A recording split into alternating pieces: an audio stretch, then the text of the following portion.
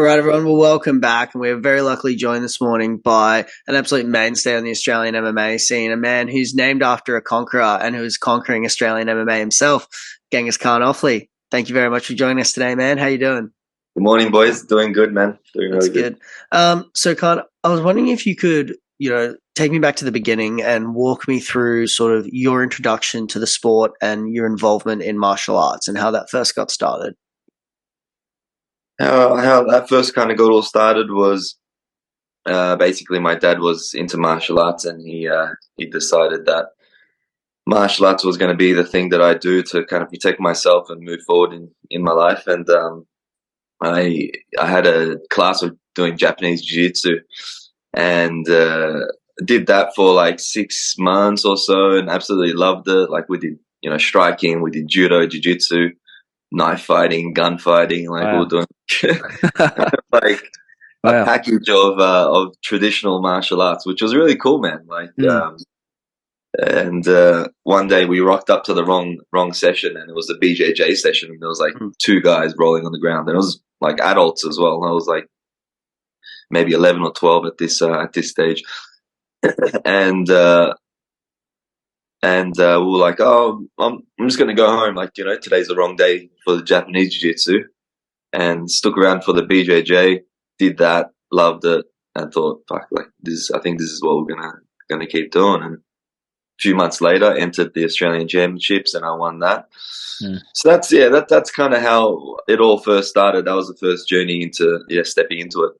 Definitely. Can't look, man. I really appreciate you giving us some time this morning, because I know you had a late night, and I'm glad you got your coffee, so you're ready to go. But look, I want to sort of get touch on. I know you spent some time in Bali recently, and had a bit of time over there and a bit of training and relaxation. How was that trip overall? Physically getting the training in, but also mentally getting that time to recharge and sort of reset for the year ahead.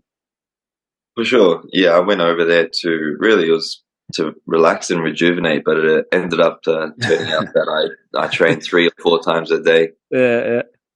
With all my free time. So it was just training and then relaxing, training, relaxing. So it's funny because like when people talk about my hobbies, it's like, I love traveling, but like when I get free time, I'm like, oh, I can train more, Yeah. So, it was really good regardless. I got to get some sun, and I kind of treated it as my first phase of camp.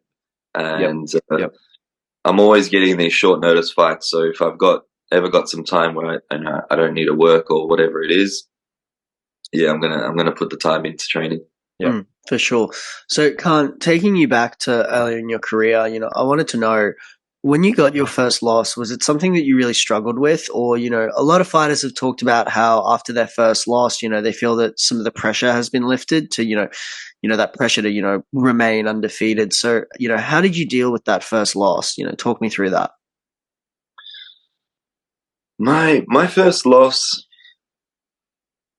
it didn't really affect me too much. I remember my first loss was against Mitch Martin, and he's a good fighter. If you look him up, he's not fighting anymore. I think due to injuries, he's got some injuries or made some other things in his life. But I think he's like 8-0 or something like that. And when we fought, I hadn't gone past the second round yet in my career. So it was a fight where I just had to experience going through the rounds and getting tired and feeling all that.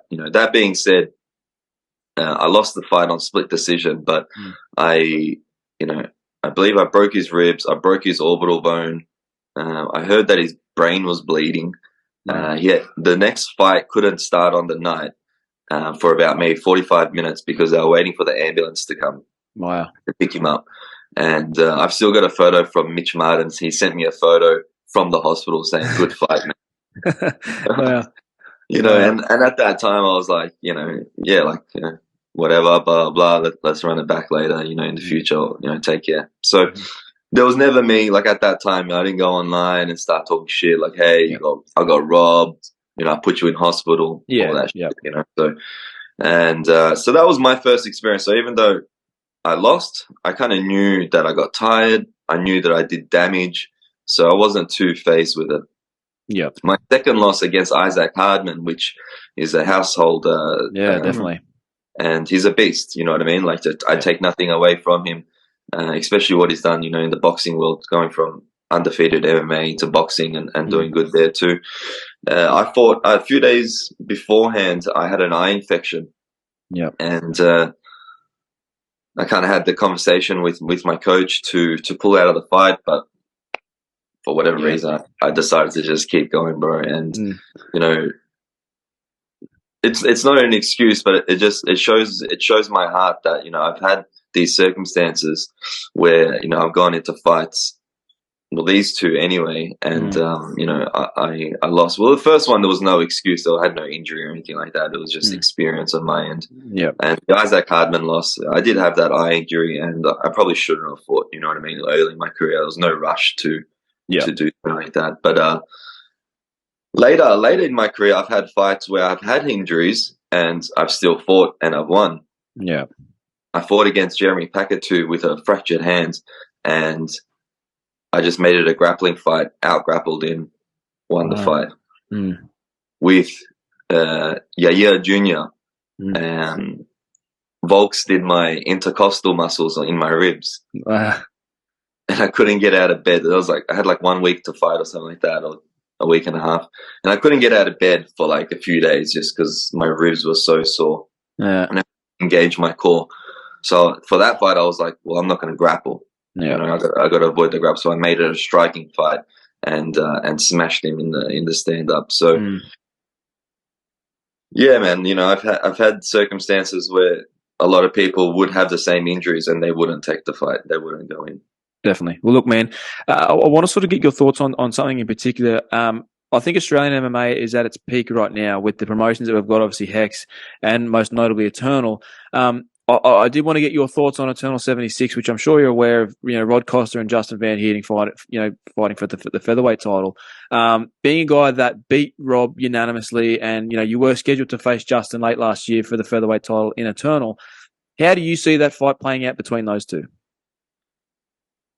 I feel like it's just a boring fight. I feel like no one really wants to see that fight, to be honest. Eternal keeps kind of recycling their fighters. Putting Diego Pereira on and, this and that. And I honestly don't feel like anyone's interested in them, to be honest. And, like I said, I've beaten Rod. In my head, I've already beaten Justin as well. Rod's beaten Justin before, so we're going to just have to see if Justin's made a lot of improvements. And, yeah, I don't know. We're just going to have to see how the fight goes. But that's going to be something playing on his mind, and everyone's got a chance to win. So, yeah, I'm not too interested. I feel like they're both boring fighters, but yeah. Yeah. Well, so Kaan, look, with over 10 years in the game, at this point, are you focusing on adding new skills, or are you more focusing on sharpening the skills that you already have and that you've already developed? Yeah, that's a good question. I think always. Yeah, I feel like my skill set is there. I know what to do, and it's a matter of always refining and sharpening. But at the same time, you can't be closed-minded. You have to always pick up new little details and techniques, whenever you come across it. And not everything works for everyone, and you have to kind of figure out, what that is when you see it or when you feel it. But you have to always learn in this sport, in this world, man. You have to be a learner. You know what I mean? You can't have ego. You can't have pride. You can't think like you know it all. Yeah. And I may learn something from an 11-year-old. I'm that type of person where I'll see a little kid do something and I'll be like, hey, maybe that could work. You know what I mean? Yeah. You just have to be open-minded in this world. And yeah, I love learning, and I love this sport. Yeah, definitely. Look, man, I just want to circle back just quickly on that fight with Justin Van Heerden that did fall out at Eternal 70. It was a fight that I was in particular very much looking forward to.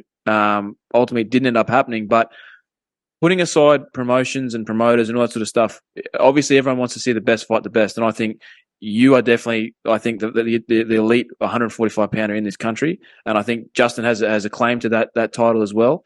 Is that something that, before it's all said and done, whether it's in Australia, whether it's in the UFC, because I do think you're heading there, and we'll get to that in a second. Is that a fight that still interests you, that you'd eventually like to get, or is that sort of bridge past now? Yeah, of course it was. I was always interested in it. That's why I took the fight on with him on 3 weeks or something, 4 weeks notice. When I took the fight with him, bro, it was a short notice, uh, and I lost in 2 weeks' time. I lost 10 kilos. Wow.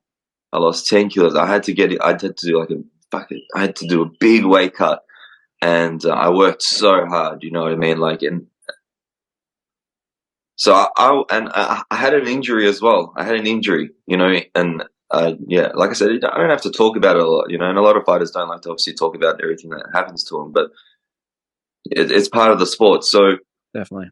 I'm the one that was kind of handicapped. I had the short notice, and then, 1 week before, like a few days out, whatever, he pulls out. You know what I mean? So that's why, I don't know if that guy will ever want to fight me again, to be honest, because I feel like I've got a mental win over him. He knows it. I know it.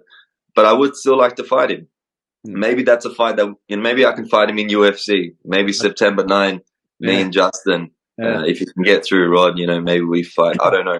But, yeah, I don't think the guy wants to fight me, to be honest, bro. So, Kaan, I was wondering, as being someone that's been on the scene now for so long, do you think that extensive experience will have you better positioned to really succeed when you enter one of the large organizations, whether it's a Bellator, a PFL, the UFC, or one? Because, oftentimes we'll see a lot of, younger fighters who get 3, 4, 5, 6 wins and they rush to the UFC. And you can tell that maybe they got there a little bit too early. So do you feel that your extensive experience will have you better positioned to succeed? Yeah, I definitely think I'm seasoned now. I'm seasoned, and I personally feel like I'm in, like, just getting into my prime, which is dangerous because I still feel like I've got 5, 6 years left in this sport or more. So the fact that I'm feeling this way means that something's going good, something's going right. And yeah, I've been doing this for a long time. I've been doing this longer than guys that have already had a few fights in the UFC. So I just haven't had my chance. I've just been a little bit unlucky with my path and all that. So when I get into the UFC, I'm gonna be a top 10, top 15 guy right away. Like, we're not fucking around. We're not wasting time, bro. We're gonna make waves. We're gonna get finishes. We're gonna put on crazy fights, and that'll be it. And I believe that I'll be ready, seasoned, and I'm experienced, and I'm ready for anything. Definitely. Well, look, man, we actually just asked this same question to your teammate, Joseph Luciano, about 20 minutes ago. And I want to ask you the same question. Like I said to him, obviously news broke last Tuesday that the UFC is heading back to Australia, to Sydney for UFC 293, September 10th. And I know that's definitely something that you would like to be a part of.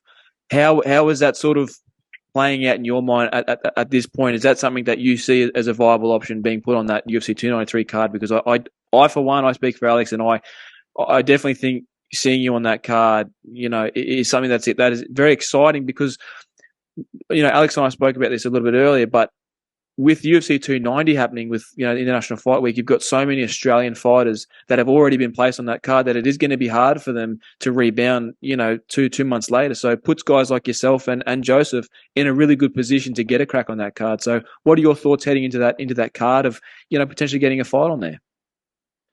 Yeah, I had a similar thought as well. Like, when there was just rumors of it happening later in the year, I saw all these Aussies and New Zealanders, getting fights, in the next, 1 or 2 months. So I was like, oh, maybe they're trying to put them on in mid-year, so they can kind of give them a little bit of time, maybe 2, 3, 4 months to put them on later in the year. I thought that was, UFC strategy. But now when you kind of look at the timeline, it's kind of less than that. It's like 2 months. So yeah. And it's very hard for a guy to back up a fight 2 months later. You got injuries, you got weight cut, and all that. So then, yeah, then the door opening up for myself and guys like Joseph. Now it seems a little bit more realistic because I'm like, man, like half these guys, like maybe 10 of them, 8 of them, whatever it is, they're probably not going to be able to turn it around. So they need the young guns, they need the fresh guys like us. And so, yeah, there's a chance. Yeah, there's a chance. And they need guys. You know, they can't fly everyone from overseas. So Of course. who else is there? Who else is as exciting as myself? Not many people, man. That's for sure. Not many people at all.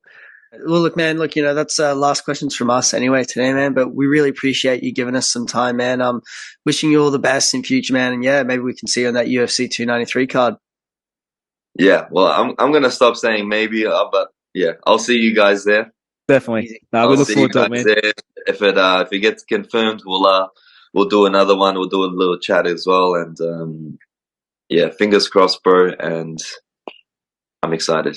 Definitely, man. Well, look, we're hoping to be there, and we'd love to see you there as well, man. Appreciate it. Appreciate your time as well. Have a good day, man. Thank you, guys. Appreciate it.